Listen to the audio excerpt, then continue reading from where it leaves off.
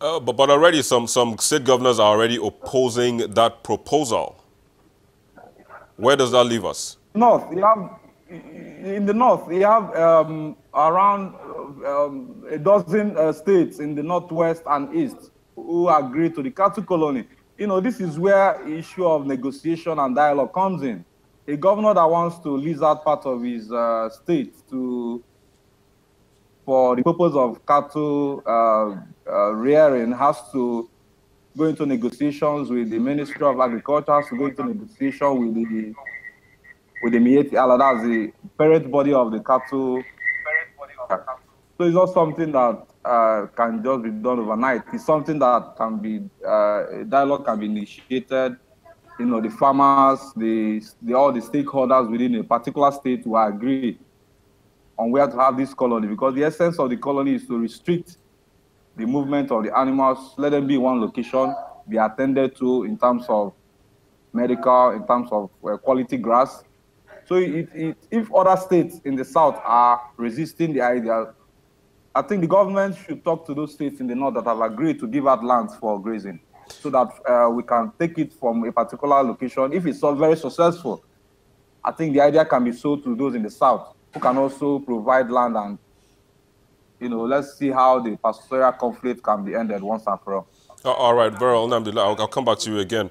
But Benga, let me just come back to you. I mean, you heard Mukhtar and you heard Nnamdi talking about how how it has been happening historically and all of that. But what do you make of the situation right now in the country? I mean, of course, with regards to the herdsmen farmers clash. Ultimately, the federal government to allow relationships between people that call themselves settlers and those that call themselves indigents over the years.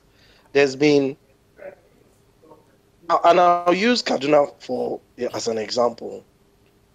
Historically, the Fulanis communities and the people that they met on the ground before they came always had ways of resolving conflicts. However, about 2 to 3 decades ago, all these ways of resolving conflict it became an issue where small disagreements that over mundane issues like, location of markets, suddenly, spiral into things. And we have allowed injustice to creep in. As I speak with you, again, I use Kaduna as an example. None of the white papers that have been raised, the judicial commissions of inquiry that are going to investigate these not one, and more than 8 commissions of inquiry have been raised over the years. Not one has been implemented. Not one. Blaming the federal government, blaming the Senate, blaming people just because you want to take political advantage will never allow these matters to be totally resolved. All right, because what will happen is that we'll keep dealing with surface issues and never delve beneath the surface. All right, if I may come in here, Benga, talking about laying blames. I think from going by what Mukhtar and Nnamdi said, I think we should blame civility, and civilization for the problem that we're in, because they say historically, those grazing routes have been on ground, but then, due to civilization and all of that, that has also, resulted in the fact that those grazing lines have gone extinct, because of farms and, roads and what have you. Yeah, we understand we can't see your video, but then we can see your picture and your audio is also good. But Mukhtar, let me come back to you now. Some time back there was the issue of the National Grazing Bill Commission. What would that have done, or do you think that would have brought an end to this quagmire we have at the moment? No, it will not bring an end to this crisis. I mean, there's this, I am part Fulani. I come from Bida in Niger State. Going back hundreds of years, Fulani people invaded the whole place, basically took over, installed their own Etunupe and what have you. The point is, not only are we nomadic, we're very territorial and very aggressive. That's just the nature of the beast. So I think that is somewhat in the bloodline, and I don't think it's something via a commission or what have you.